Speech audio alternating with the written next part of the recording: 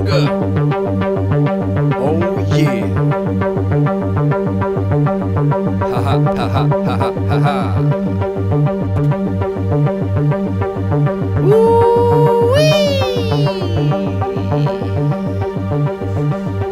Let's get it, let's get it, let's get it. 9, 8, 7, 6, 5, 4, 3, 2, 1. Boom! Grüezi miteinander, Gregory von Lebe stark here. Guys, I hope you are doing fine. I hope you guys are doing well. Welcome to another Kettlebell podcast, another Kettlebell Q&A. Now, the workout yesterday was crazy, guys. For those that don't know, we are starting our lockdown sessions. The Swiss government decided to crack down on the economy once again. So what happens is we have to close stores at 7 p.m. Every store has to close at 7 p.m. So we decided to start our lockdown sessions. We have been working out live for quite some time now. And now we have decided to stream every night.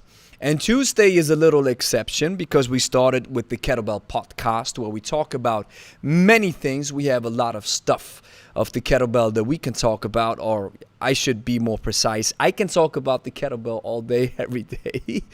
Fitness and nutrition, this is my passion. This is how I found out that I was drawn to this profession, that I was drawn to this niche. And I can talk about it for hours, but I want to stay on point. So we have a lot of stuff that we want to talk about. We want to take a closer look at the good boy sport snatch, the kettlebell sport snatch. It is pretty tricky. I would say it's one of the most complicated exercises to do in the kettlebell sport style. If you take it and extrapolate it, if you extrapolate the details from it like I have, and you look at the closer detail, then you'll find out that this exercise is just crazy. At the same time, it is the most fun. If you have perfected the kettlebell sport snatch, I say it's one of the coolest exercises that you can do, and you can get a huge tap on your shoulder and say, yes, I've mastered this exercise. It takes an eternity to learn, guys. So welcome to the Kettlebell Q&A. Now, before we get started, please be aware you can ask questions the whole stream. It is a podcast, and at the same time, it is a Q&A. So if the live chat is lit, I will do my best to answer all your questions, which gets harder to do because if you've subscribed to our YouTube channel, we are answering questions on the go. We're answering questions like we're crazy. And there's a lot of answers that you can find on our YouTube channel, and I hope it serves you some value. But before we dive into the Kettlebell Q&A and the podcast, a word from our sponsors. Stravo, my name is of no importance to you. Just know this. I sponsored today's video of Lebe stark. In the back, you see my friend Igor. We are both hunting for good kettlebell channels. Make sure you like and subscribe to the Lebe stark YouTube channel. Or else, comrade, we can't consider you to be a true student of the art of kettlebell training. You heard what he said, guys. Like the video and subscribe to the channel. Now let's dive into it. I'm looking so forward to this. I'm having so much fun with these podcasts. Now, welcome to another Kettlebell Q&A. We want to get started. Now, you can join the Kettlebell Club. This is something we have Alexia Garcia. She recently joined our Kettlebell Club. It is fairly easy. If you think that the information that you're getting right now, the value that you are getting is not only worth your time, but it's also worth your money, a small investment, so to speak, then you can join the Kettlebell Club. It'll cost you only $5.95 per month, and what happens is pretty easy. Once you join the club, we will mention you in our streams, and you get a small LS logo next to your name. That means whenever you comment something, people say and people see that you are part of the Lebe Stark community. Now do it. You find the join button, you find the link in the description, or you find the join button. You should find it below the video. Like I mentioned, my good friend, whose name shall not be mentioned, and his friend Igor, they're saying that you're supposed to subscribe to the channel and like the video if you're into kettlebells. Because, guys, listen, I'm so passionate about this thing. I recently, when I contracted COVID and I had to battle it, it was another one of these situations where I had to isolate myself for 10 days. And I couldn't go out, I couldn't do anything, but what I could do is I had one of my family members bring me a 16-kilo kettlebell, which felt pretty hard because my body was doing its best to fight off this virus. And I decided to work out. I did some smaller workouts, some smaller bouts, and it was one of these situations where I thought, wow, the kettlebell is versatile, it's awesome. And you can take it pretty much everywhere. You don't have to worry about losing muscle. If you can't go to the gym, you can grab the kettlebell and do a few rounds and you're good to go. So it's awesome. Want to mention this once again. Ask your questions now in the live chat. I will jump into the stream, jump into the live chat and see if there are any questions that I can answer. Just ask your question. Be a little patient and we will answer them gladly. Now, let's go ahead. Now, the 9 phases of the snatch. Now, before we dive deep into this area of one of the most complicated exercises I believe there is for the kettlebell, especially for the kettlebell sport style, please be aware, other coaches may not agree with this, and different coaches have different opinions. So some might say, no, it only has 5 phases. Some might say it only has 6 phases. Honestly, I don't care. The reason why I don't care is I've learned this system of extrapolating the exercise, making it easy, breaking it down into phases so that I can understand, so that I know what to do. And maybe I even know where the mistakes are. If I make mistakes, I can go down to the phases, go behind the books, and see where I went wrong, and then I can correct it. It's so important for these complicated exercises because we have the ballistic element, which is highly unpredictable. We want to break these exercises into these different phases. And what I found out is we're working with people in real life. I'm a coach, so that means, and our specialty is helping people lose weight with the kettlebell. So we have people coming into our studio who never even touched the kettlebell before. So I listened to what great coaches say, for example, Denis Vasilyev, what he's saying, and then I looked at it and I saw some aspects where I decided, hey, this is how I want to mold the exercise. This is how I want to mold the phases and go into it and really find out how can I best teach it to other people, because this is one of my specialties or one of our specialties. So let's jump into the snatch. Now, the first thing that happens is the so-called hinge ready phase. Now this phase we call it phase 0. Why do we call it phase 0? Because you stand like this when you start a ballistic exercise, whether this is the swing, the clean, or the snatch, it doesn't matter. You start like this. Why do you start like this? You have the kettlebell approximately half a meter in front of you, or approximately a meter.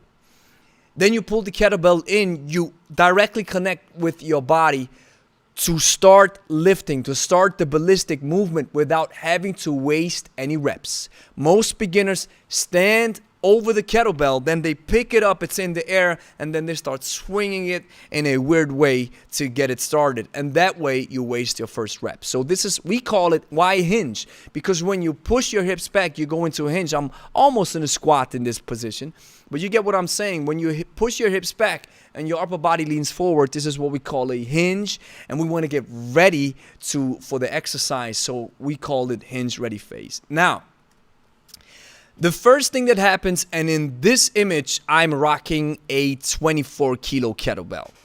Now, what happens is I got the kettlebell in a so-called finger grip. What is the finger grip? The finger grip is when you hold the kettlebell right here in your fingers, not with your palm, but with your fingers. Small detail and a little note right here. Once the kettlebell gets heavier, hence I got this little blister right here. Once the kettlebell gets heavier, you probably use more grip from your palm because you're stronger. Because this goes more into a so-called crush grip. Once you use a crush grip, you're using your flexors, which are more powerful. Once you're going into the finger grip, you're using your extensors, which are less powerful. However, they have more endurance. So, grabbing the kettlebell in the finger grip. Now, what you see right here is I got the kettlebell in a back grip as well. Now, this might sound a little complicated, but it's not. Now, first of all, finger grip, grabbing the kettlebell right here in your fingers. And a back grip means the positioning of your wrist. So, you have two positions. You have the first position is where you grab the kettlebell inside of your hand. And what position is your wrist going, or what position are you using? Now, why am I going into a back grip? If I got the kettlebell in a back grip like this, what happens is pretty easy to explain. The kettlebell drops. I got it in the overhead top fixation. We'll come to this phase, and the kettlebell drops. So heavy weight drops down into my body or between my legs. And if I use the back grip, my elbow can flex a little more. So I have less tension in my forearm and my bicep. However, if you choose a front grip, grabbing the kettlebell like this, and it drops into the backswing phase of the lift, and you go back up, you have a lot of tension in your biceps, in your forearm, which can be good. This is not a matter of something's better or something's worse. It is a matter of using the right tool for the right time. Now, the second phase, what happens is a so-called hip extension. And we're calling it hip extension into the vertical position. Because if you have the kettlebell in the backswing and you transport the kettlebell with the power of your hips forward, you're in the so-called horizontal plane. Now, what happens is, if you use a hip extension, you want to go into a so-called vertical plane, not staying in the horizontal plane. If you would stay in the horizontal plane, it would be a normal kettlebell swing. However, transporting or transforming the kettlebell or its trajectory into the vertical plane means I have to do something with my hips and my feet. And this is what you're seeing right here. So I'm using a lot of drive from my hips. The kettlebell goes forward, and I start leaning back immediately. Take a look at my upper body. I'm leaning back immediately. The first thing that happens. The second thing that happens, and you probably ask yourself this question. I have asked myself this question many times when I watched athletes, kettlebell athletes. I'm going on my toes. Why am I stepping on my toes? Because I'm using force. The driving force is my posterior chain of my left leg. This means my hamstrings and my glutes of my left leg are the driving force. And my right leg is the aim. I'd like to compare it to a bow. You have the spring, or the thing between. I think it's a spring, right? And then you have the bow itself. So the spring, where you really use a lot of tension, in this case is my left leg, and the bow where you're aiming is my right leg. So the reason why I'm stepping on my toe is I want to assist the movement that's coming from my left leg using hamstrings and glutes. And I want to aim to the top. So I'm starting to lift my hips This is what happens. Lifting my hips to go into the vertical plane.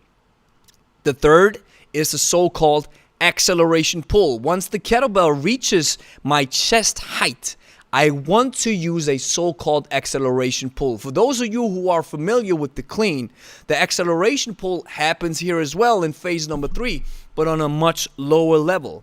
The acceleration pull at the snatch happens on a very high altitude. So in this case, you see I'm still leaning back, and then I start pulling once the kettlebell is on approximately between chest and shoulder level, and this is preference. I think Vasilyev says that the acceleration pull comes a bit higher or it's a bit slower. But what I love about Denis Vasilyev is, and I'm on his page as well, is he says sometimes it's preference. Some lifters try to do this, other lifters try to do that, and you have to find out what makes you feel comfortable and where you have the most power and the most energy. Now, the acceleration pull is pulling the kettlebell up because now we're in that horizontal plane, and now I want to go into the overhead top fixation. So what happens is I have to start pulling. But the funny thing is the pull is very subtle. It is not a rigorous pull like you would, for example, choose in a deadlift. Because if you would choose a rigorous pull, what would happen is using that force that comes from the kettlebell from the down up, because you use a lot of drive from your hips, and you start pulling very intensively, the overhead top fixation will be broken because you will almost fall back or lose balance. And maybe this happened to you, losing balance, and it will be tricky and maybe painful for your shoulder because this force, this drive has to be immediately stopped in your shoulder, and this is not what you want to do. So the acceleration pull is pretty subtle. So the next phase is the so-called hand insertion. If you take a look back, take a look at my finger right here. Now, boom, you see I'm opening up my palm.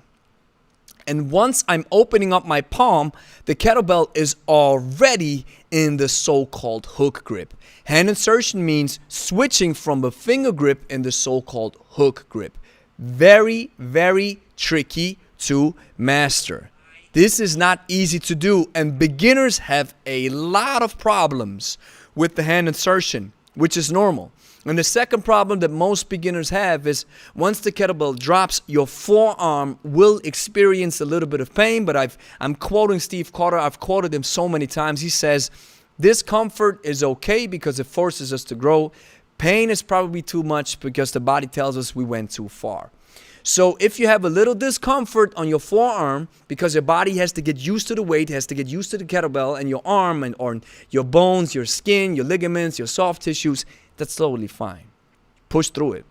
Now, phase number 5, I call it, most lifters call it the top fixation. I call it the overhead top fixation. That's why it says OH. Overhead, the kettlebell's right here. Now you see my arm is fully extended.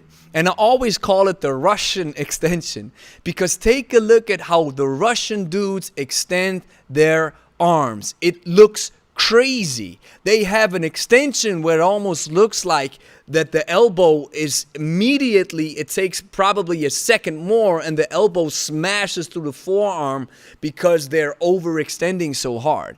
But this is what you want to achieve. And we see from experience with our clients, once we start overhead top fixation or starting a press, most people do this. And they think that this is an extended arm or that the arm is straight. This is not a problem with people. This is a problem with the triggering. People don't know how to trigger their muscles to a point where the arm is fully extended. They have to get back that feeling, knowing what it feels like, because using an overhead top fixation and a fully extended arm means that you have to engage your triceps. And people sometimes don't even know where the triceps is, and they don't know what it feels like. So you see, it takes a little time to get the neuromuscular aspect dialed in, that you understand, hey, what does it feel like? So once you're in the overhead top fixation, make sure that your biceps is close to your ear, as close as possible.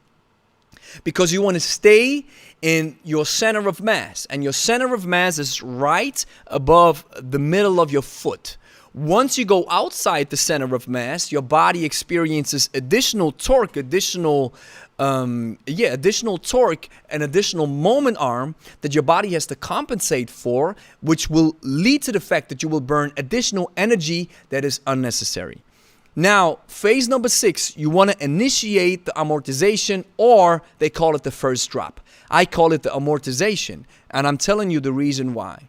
I think amortization is a better word than the drop, explaining you in a second.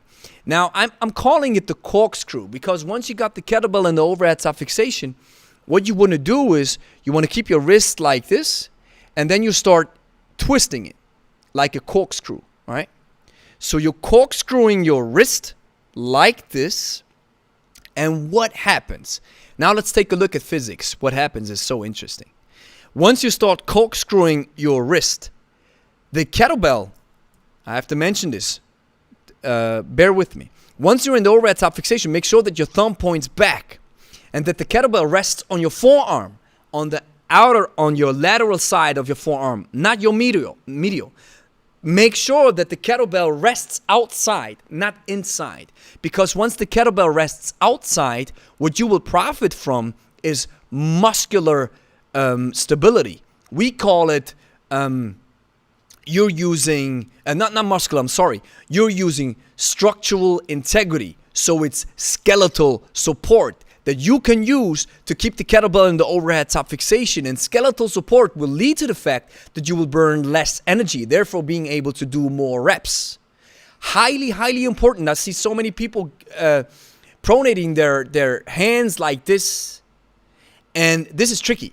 You have to keep the kettlebell like this, thumb points back, biceps close to the ear, to profit from the skeletal support.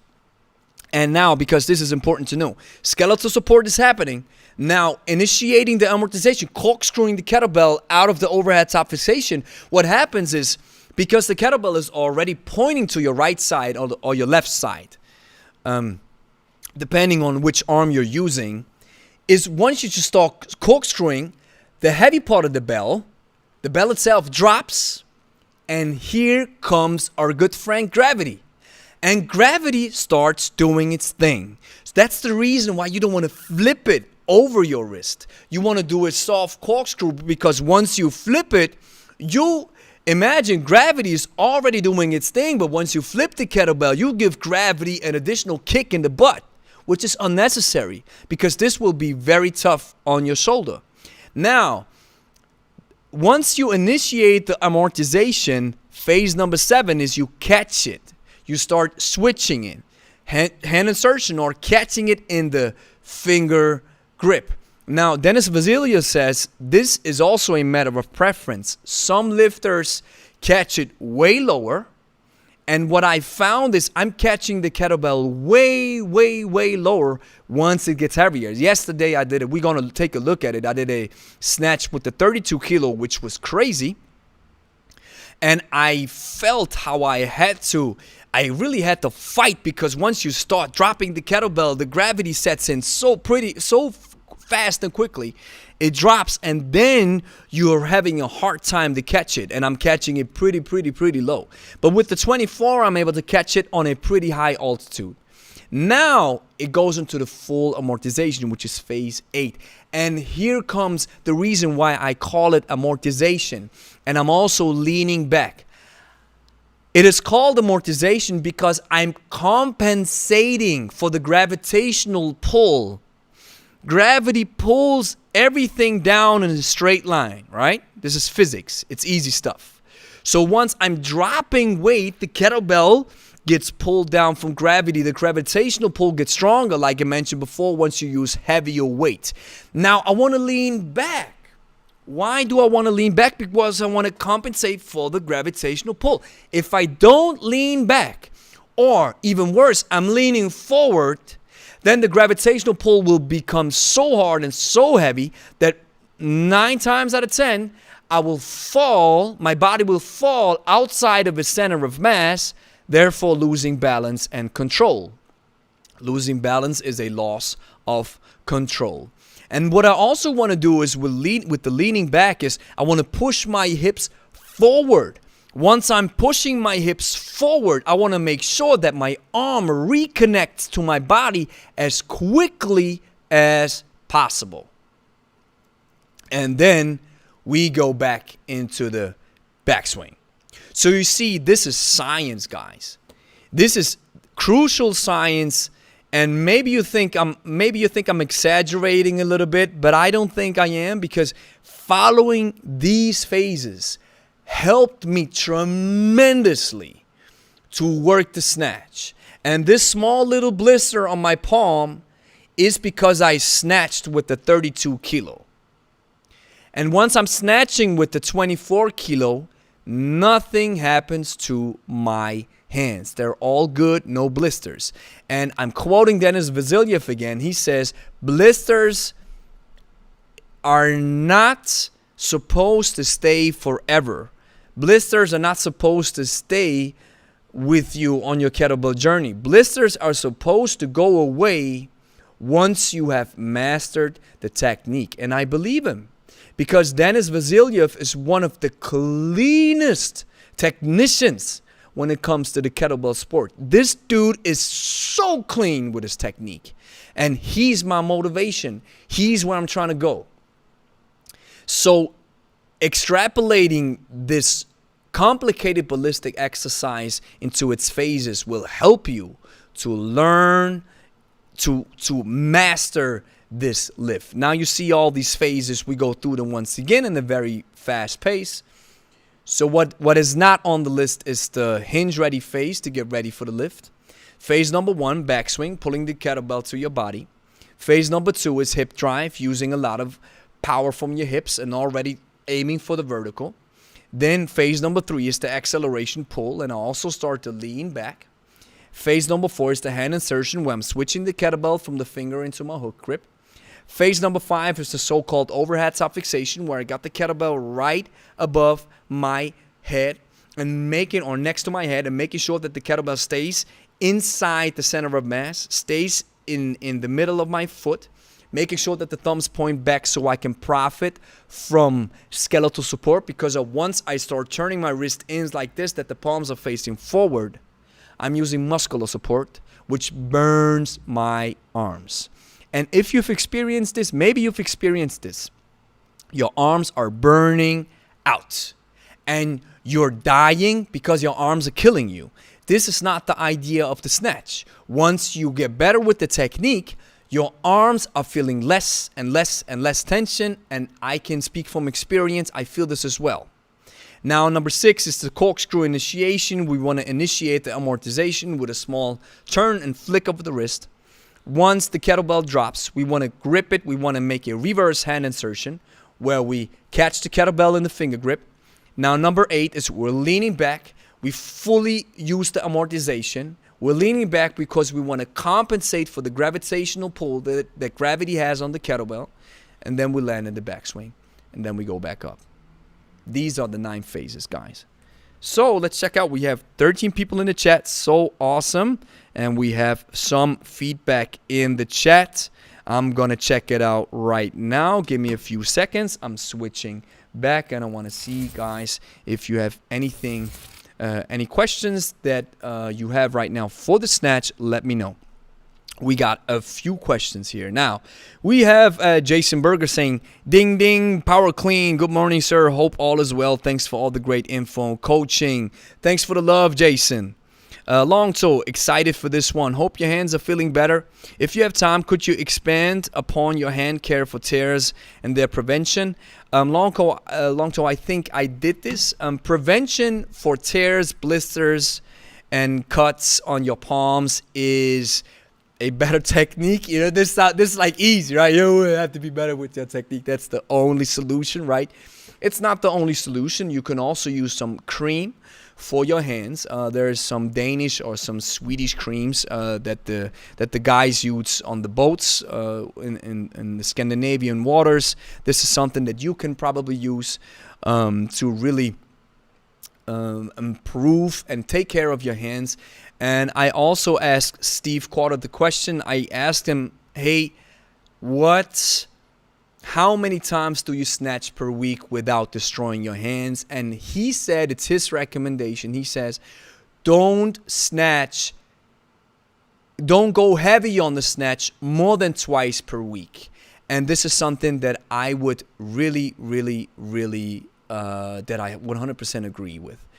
And another solution for tears could be, and it's probably not a direct solution for tears, but it's a possibility that if you want to keep going with your training and your hands are almost stopping you, is once you're using ballistics like we have yesterday, which can be pretty tough on your hands, the next workout should be grinding lifts only, because that way you can still work out without killing your palms, right? So let's keep going. I hope this answers your question, Long Toe. It is really tricky, and it takes an eternity. It really takes a lot of time. I'm actually pretty proud that I only have this small blister in my hand, and Angie got some small blisters as well because she started snatching with the 20 kilo, but Angie's doing pretty fine with the 16, not getting any blisters at all.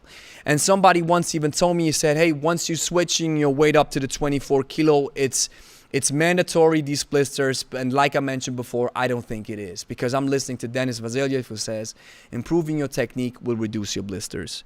Now Petro saying, hello Gregory, sending you love back. Hello Petro. Dean saying, hey Gregory, this should be a good one. I hope it is, Dean. Let me know. Nathaniel Bradley, I'm fat and lazy. Love you, brother, man.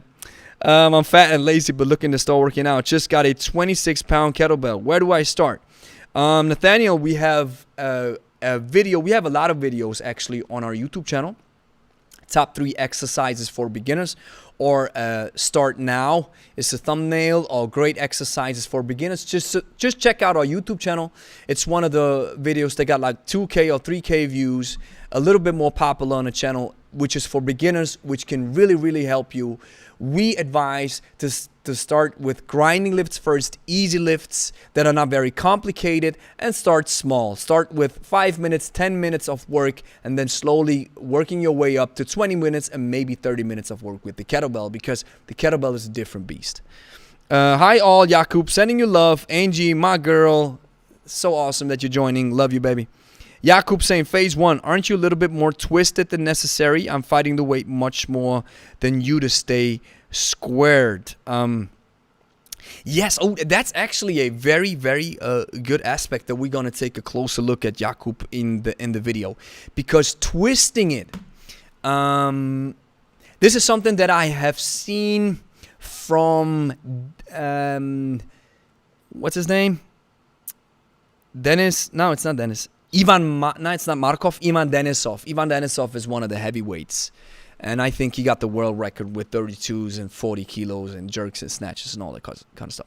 What I saw him do, and this goes to show that another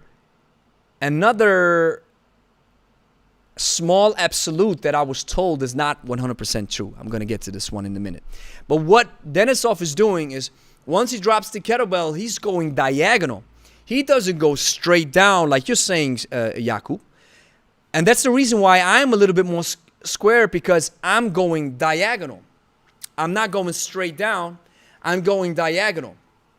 And I started trying this because I saw Denisov do this, and it feels great. This diagonal amortization, dropping the kettlebell like this, and then really leaning back and then aiming towards the middle. This is very tricky. It took me an eternity to learn this diagonal amortization. So it would be, for you to understand, it's the corkscrew. It's phase 6 and phase 7. You don't see it in this picture very well, but you will see it in the video when we're going to take a look at it. Once you drop it, you go diagonal. You don't go in a straight line. And that's the reason why I'm twisting a little bit. But Jakub, just keep trying. I would recommend for you just to learn the snatch with the straight line, going down straight. And once you've mastered this aspect of the lift, maybe you can go a little diagonal. And that's the reason why I'm twisted a little bit like this. You don't have to be. I would say it's more of an advanced technique. Dean saying, hardest bit for me is transition between stage 8 and 9. After the downward catch and then rotating the hand inward so the thumb is facing the rear again for the backswing. Any tips? 15. You're saying between 8 and 9. So it's lean, back amortization, and backswing.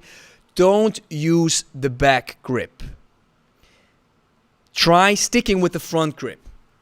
Dropping the kettlebell, and once it goes down in the backswing, keeping your hands straight and your wrist straight. Because switching the kettlebell into a back grip and going back up makes it harder for the hand insertion on the top. And like you're mentioning, it makes it harder in the drop in the backswing phase. So make sure you stick with the front grip first before trying to switch or trying to twist your wrist. Now let's get back to the snatch. I think we're through, and we're gonna take a look at the snatch in action. But first, guys, another ad break. Stick with me.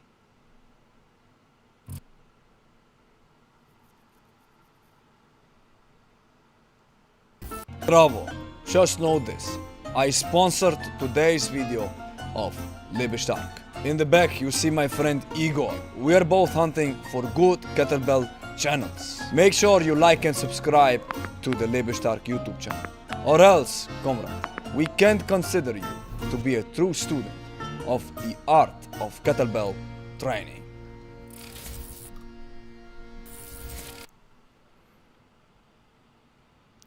You heard him, guys. Like the video, subscribe to the channel. I'm seeing that I'm already streaming for like 45 minutes, almost. This is crazy. So I got a lot of comments prepared, but I think I'm gonna save these comments for the next podcast, because we want to stick with the snatch. Let's check it out, what it looks like in action. And give me a second right here. I'm gonna switch because I got it right here. Whoops. Hey, are you kidding me? So here we are. Now you should see my desktop, guys. And now let's check it out right here, because that's easier. Now let's take a look at what the snatch looks like. This was our workout from yesterday, and I highly recommend you guys doing this workout. It is a beast of a workout because it involves the greatest lifts, all the ballistics into one workout, which is the swing, the clean and jerk, and the snatch. I love that combo. I love these three exercises, and combining them means that you will work continuously for 6 minutes, keeping the kettlebell in the air without putting it down, if you do 2 minutes per exercise like we do in this video. And we can also take a look at the different style of Angie. Angie has a little bit of the different style than me, which is normal, but her technique is just awesome as well, because he's now rocking with the 16 kilo as well. Now let's take a look at what it looks like. Now, this is my left arm. So, as you can see, I'm going a little bit more diagonal, like I mentioned. And Angie's going more on the front. You will see once we're doing it in sync. This is the 20 kilo. And for me, the 20 kilo is pretty easy. Not easy, but I'm really, I can go a pretty fast pace. And I'm feeling pretty strong with this one. Now, I still feel that my left arm, I believe it is so, even though it doesn't feel like this. I believe my left arm is lagging, and that my right arm is better, and that the right side feels a little bit better, even though I believe that my left arm started to catch up with my right arm. Now here comes this awesome transition. Boom, switching it directly into the other hand. We released a video today where you can learn this transition. Now take a look at the right side. Now what happens as well is you see how diagonal I'm going actually? And you see it here that the kettlebell really, and once it thumps back into my backswing, this is something that I have seen Brittany, can't spell her surname. I saw her do this. She straightens her knees almost completely, and then uses more force from the knees or from the quads, which I tried to implement, and it feels a little bit better. But as you can see, I can go pretty fast. So, and you see the switch that happens. The hand insertion happens so quickly. It happens so quickly. Once I go down, I drop the kettlebell. I'm already flipping, turning it. It's hard to explain. It's just automatic right now. But I'm dripping it, corkscrewing it, and then automatically going in the back grip almost immediately. Can you see this? Boom. So she's already in almost in the back grip, and then it's easy. So now you see this diagonal style. And it's crazy to think that there are 9 phases involved in one lift, but it really helps you. These phases are really helping you because once you master them, your body goes into automatic mode. And the 20 is really easy. Like the 12 is easy for Angie, and Angie's getting pretty strong. It's awesome. Bam. And that was the first round. Now let's check out what it looks like with the 24. And this is where Angie and me, it was crazy. We were in sync here. Check out. And here. Switch. Boom. Whoop. Bam. Oh no, I'm wrong. Where's the 24? Here it is, right? Here it is. Bear with me for a second, guys. Here it happens. All right, here it happens. Boom. Now, take a look at this. Now, 3, 2, 1. On, bam, switching. And now Angie and me, we're going in sync. Check this one out. It's a 24. It's 4 kilograms heavier, but you see the style is still the same. It's still the same because I got used to the 24. And as you can see, I'm going very diagonal. And Angie stays straight. And Angie is using the same techniques that I'm using. But she has a different style, which is totally fine. You see, my hands are almost closed. Angie's hands are open. And this is something that we sometimes try to explain to clients. It is preference, and at the same time, if you keep your fingers tucked in, then you're really trying to perfect the hand insertion and stabilizing the kettlebell. Plus, if you do it, I got used to it now, really almost closing my fingers because I'm doing it in the jerk. And once you do a jerk, you got the overhead top fixation, extending your arm. And once you have this additional putting your fingers into your palm, and additionally, it's hard to explain, but using this helps you to additionally extend your wrist. And this is the jerk. This is another exercise. However, let's see how we keep going.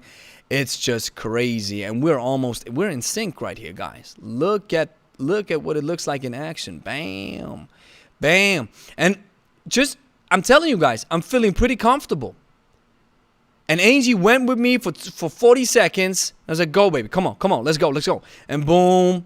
I think I went even faster in the last few seconds because now I'm used to much more time having to work with the kettlebell. So these 1 minute rounds are pretty, it's not easy, but I can go pretty fast. Now let's take a look at what it looks like with the 28s.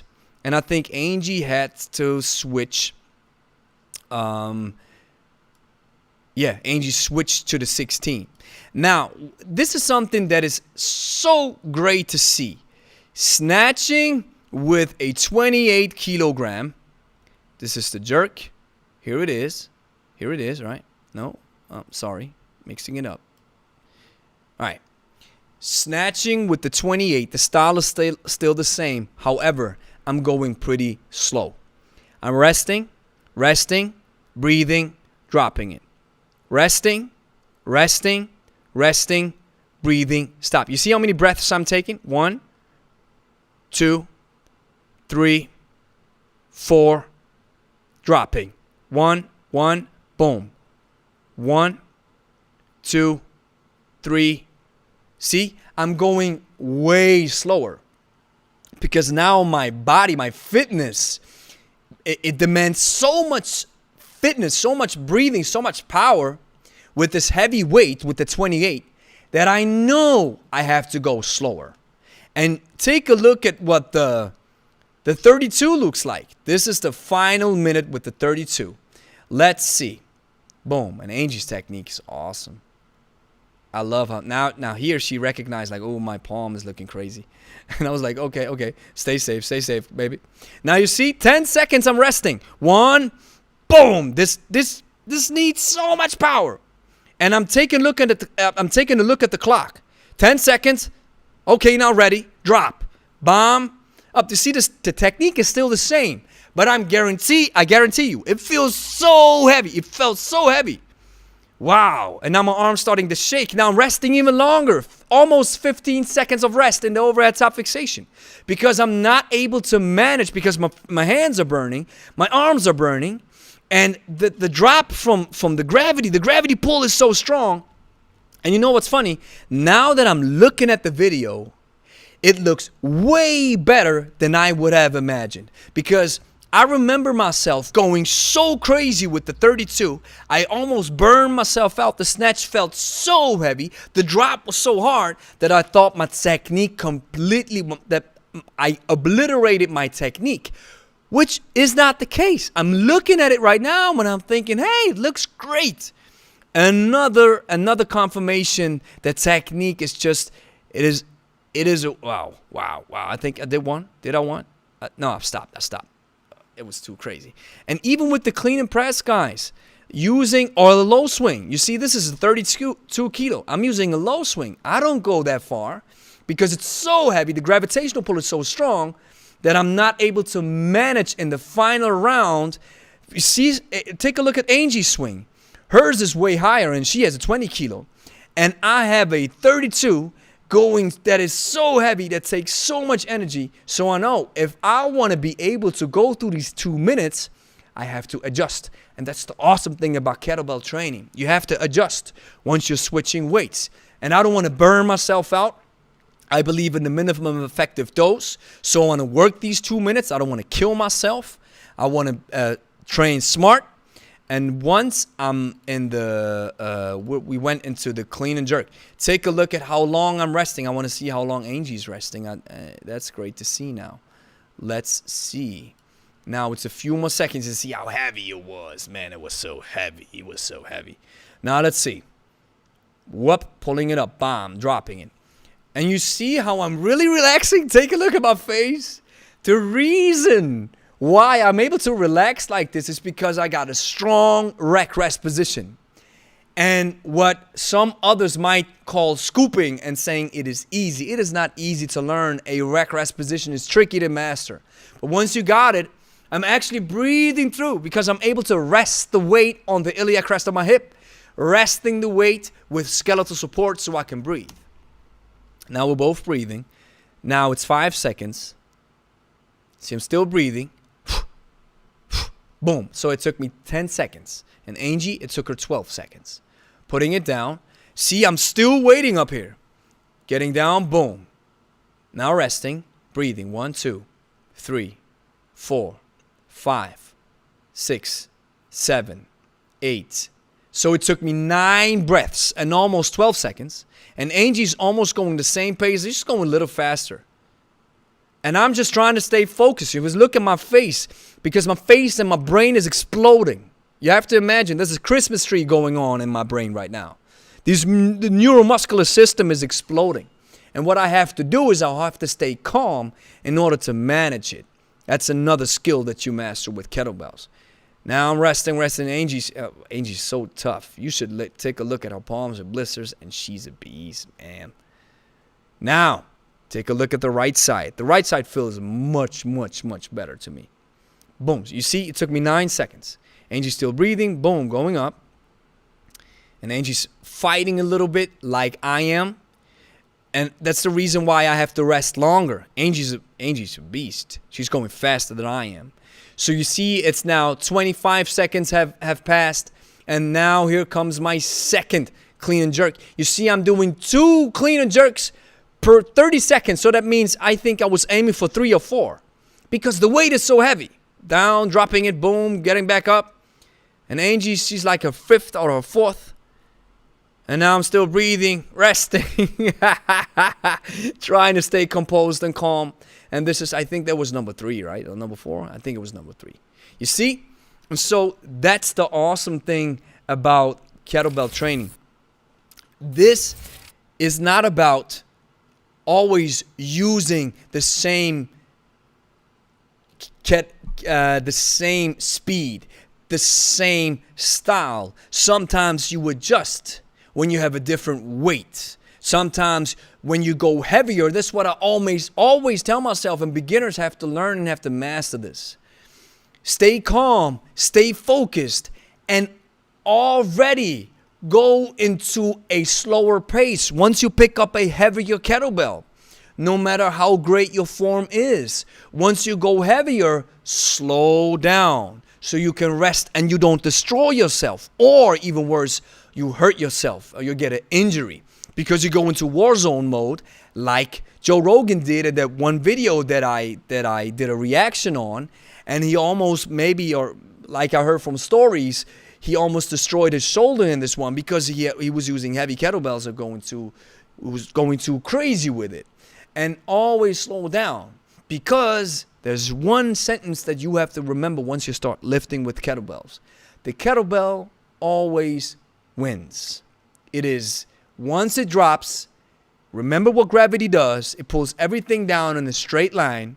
So once it drops, you make sure you either get out from under it, or you make sure it drops safely, or you make sure you go down with your pacing, right? So we still have 11 people in the chat. Let's see what's up. Wow, I'm streaming now for almost an hour. So we have Steve O. Steve, I saw you commented on some videos. We're going to answer some of your questions. I will comment on I will reply to your comments, and we will answer your questions in detail next week in the next podcast, because now I think the snatch took up so much time, but I think it's so valuable. It is so important to learn the snatch right. Now, for weight loss, do you recommend longer volumes or higher weight? That's actually a good question. I would recommend maybe both, actually, and switch it up a little. I wouldn't go above, not often. I wouldn't go above 30 minutes of work, because it's the minimum effective dose for change. So, but sometimes maybe you want to go crazy and you go 45. We even did a marathon workout. You can find it on our YouTube channel where we did 60 minutes of work without putting the kettlebell down, which was awesome, which was fun. There's a kettlebell pentathlon, for example, that you can do. You can also do competition sets, 10 minutes of clean and jerks, 10 minutes of swings. And I believe in switching it up, listening to your body. And then weight is always a question of technique. I would only upgrade in weights once you feel that you've mastered the lift with that one weight that you're using right now. So I hope this was helpful. Thanks, all good. Appreciate the content. Thank you for the answer and the good breakdown. Long toe, thank you for the love. Thank you for supporting the channel so much. And you're welcome, Steve-O. Rafael, gracias, Gregory. Great information. In my wish list is a 20 kilogram. Yep. And I can tell you, Rafael, from experience, I remember when I did the IKFF test, the CKT1. I've shared this story multiple times, but it never gets old. I remember how I looked at the prerequisites for the IKFF test. I wanted to do the certification one, so we've invited Steve last year in our gym, so we did 1 and 2, CKT1 and CKT2. So Certified Kettlebell Teacher 1, the prerequisites for the test was 100 swings, and then unbroken. Everything is unbroken. You don't put the kettlebell down. Then it's 16 clean and press, or clean and jerks with the left side. Then immediately 16 clean and jerks or clean and press with the right side. Then immediately 30 snatches with the left side. Immediately 30 snatches with the right side. And then 30 goblet squats, and then you have to rest in a squat rest position for at least 1 minute. And this is unbroken. So this test takes you about 12 to 13 minutes. Now, what's important to note right now, I think if I remember it correctly, the idea is you have to just do 32 clean and presses or clean and jerks. Doesn't matter if you do 20 with the left side and then 12 with the right side. But it makes sense to split them in two to make sure that your arms, because you're working unilaterally, I always, if you're not going for a competition set, I would always recommend to half the reps or half the time. So, and it's 60 snatches, therefore, respectively. So I remember I had to do it with the 20. And I remember picking up a 20 kilogram kettlebell, trying one snatch, and I immediately lost it. I couldn't even do it at the 16. The 16 was even a beast. And now I can work with the 16 like it's easy. I still respect the weight. Don't get me wrong. I still respect the 16 kilo. Never lose respect from weights you have mastered. Never lose it. Always stay focused, because it just happens in a split second where you're not focused, or maybe just turning your wrist the wrong way or the shoulder the wrong way, and then a 16 or even a 12 or an 8 kilo is enough to injure yourself. So coming back to the Steve Carter story, I wrote him an email and I said, Steve, this looks impossible. This is impossible. How am I able to manage it? And then he gave me a plan, which I followed some of it, but I tried my best I watched all of his videos on the Snatch. I consumed content like the content that I'm doing right now to really master the lift. And I tried my best and I was able to do it. However, technique wasn't as good. I've perfected the Snatch. Now I believe after like 1.5 years of work, I think I've almost perfected the Snatch. And I can confirm this because now I'm able to work with 32 kilograms. And that's crazy. Thinking back that I was using the 20 kilo, which almost killed me, and now I'm able to work with the 32. It's just great stuff. So Rafael, the gist of the story is, take your time. Be patient. Work in small bouts. And I remember my Snatch prep, what I did. I remember it so vividly. I started with minutes. I started working for time. So I said, okay, let's start with 30 seconds of snatches. Left side, right side. Left side, right side. Let's start with 1 minute of snatches. Left side, right side. Then 90 seconds. Then 2 minutes. Then 2.5 minutes. 3 minutes. So I worked my way up. And sometimes I even had to work my way up. I was at 2 minutes. I was almost dying. And then I said, okay, just 5 seconds more. So that's 1 rep more. So then I started using that time frame to apply it on the reps, and I started ramping up. It was 5 reps, 10 reps, and then even sometimes I hit a plateau, and then I had to go with 11, 12, 13, and I remember it vividly, this moment where once I was snatching, and all of a sudden, I'm telling you guys, all of a sudden, boom, the overhead top fixation felt like nothing ever before. And then once I went back down and going back up, I lost it again. And this is what beginners happens as well. You maybe remember this when you're learning a movement or learning a snatch or a swing or a clean or whatever.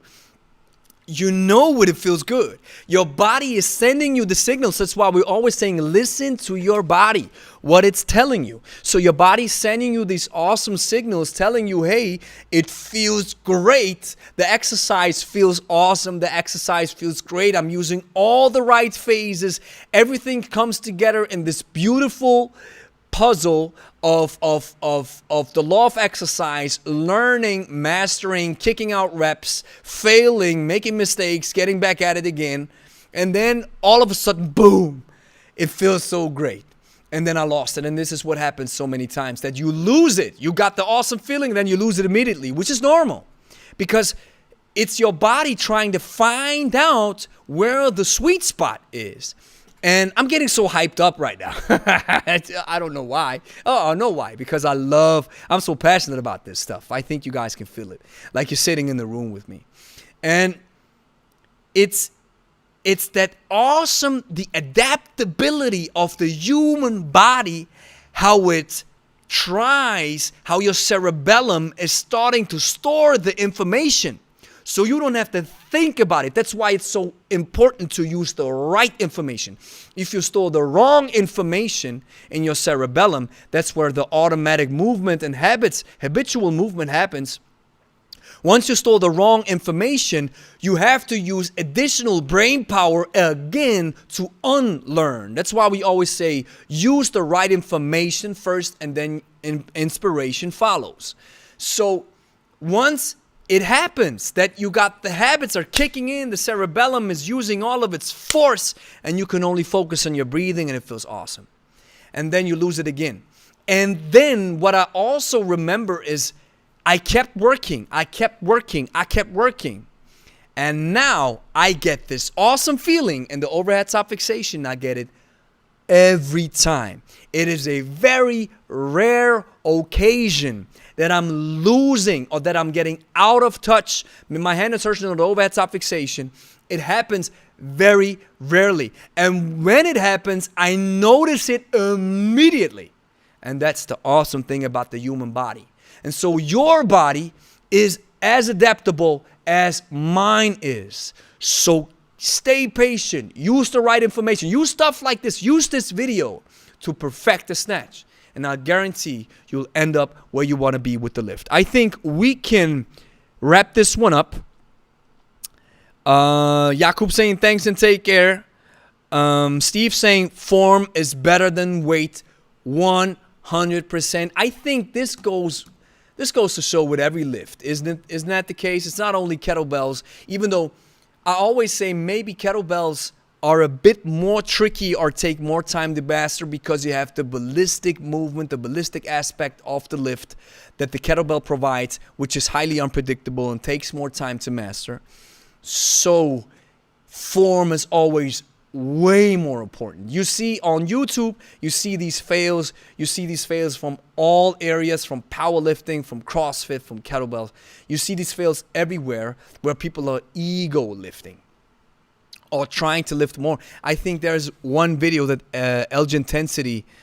Infinite Edge Intensity, he did a video about it where I think it was the leading CrossFit dude who's responsible for the WODs, for the workouts of the days, and he did a deadlift and it took him like 20 seconds to lift the weight from the down position into the lock where he's fully locked. 20 seconds. I think he put a counter on it. I'm paraphrasing a little bit. And the form is so bad. And at the same time, this is something because I'm so passionate about the kettlebell and I'm passionate to teach it to beginners. Form takes time. And you can trust your body, trust in yourself, and maybe trust in a good coach, but also trust yourself that you are able to handle mistakes.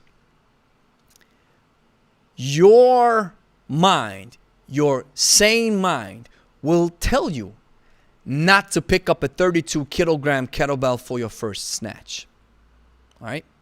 So you probably pick up, I would advise with a snatch, with a 12-8 or a 12 kilo, right? So if you make mistakes with that weight, you will feel it. You will get the right signals. Your body will respond. You will adapt.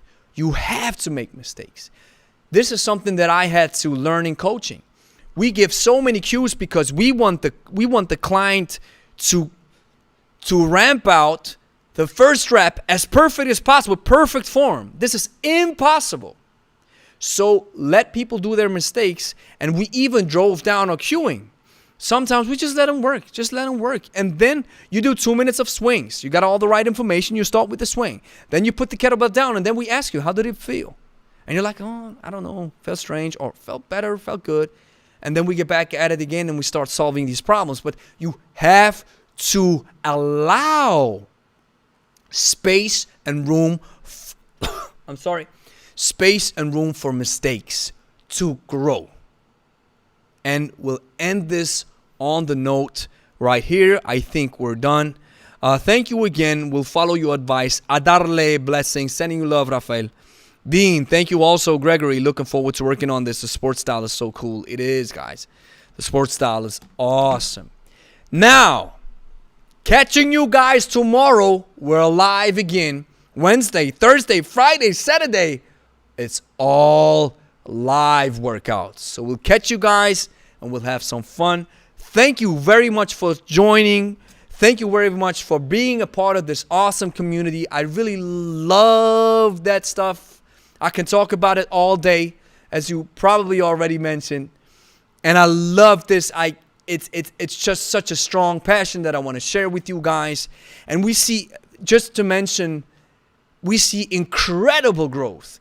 And at the same time, we're cranking out videos like we're crazy. We're cranking out so much material right now, and we're seeing a lot of feedback from YouTube, a lot of feedback from the growth. So thank you from the bottom of my heart. Stay strong, guys. Stay healthy. We'll catch you on the next one. Peace out.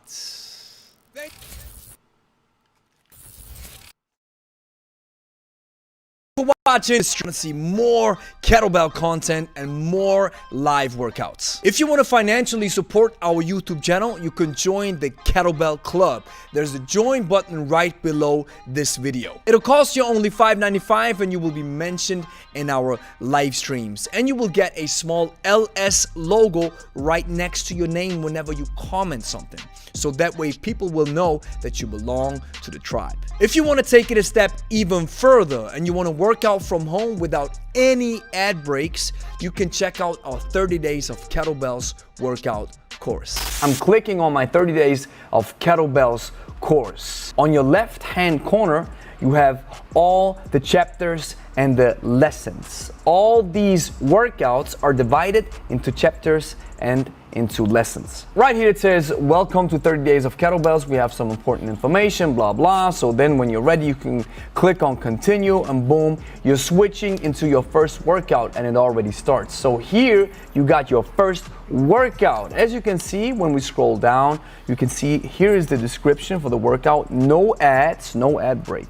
Okay, it's just the workout and you see the exercises, you see what you have to do. 30 Days of Kettlebells is an intense workout program that builds you up as a beginner without prior knowledge. That's what we specialize in. From now on, you will receive one of the following tasks each day for the next 30 days. You have a workout. So if a card pops up that says workout, here you will be tasked to work out. Simple. If a card pops up that says rest on your day 2 you saw previously, we believe that regeneration is also as important as working out. On these days, you can rest. Then we move on, you have cards that pop up that say rest and study. Here you can rest and you can study a specific topic that we'll cover in this lesson. And finally, you have some cards that pop up that say rest or workout. What that means is you can either work out if you feel like it, or you can take a break. It's only $49.99, so if you want to support us, if you want to support the channel, if you want to support our kettlebell courses, and if you want to enjoy something ad-free and learn something new and get a deeper understanding of the kettlebell and get a deep connection to us, then feel free to buy this course and have fun.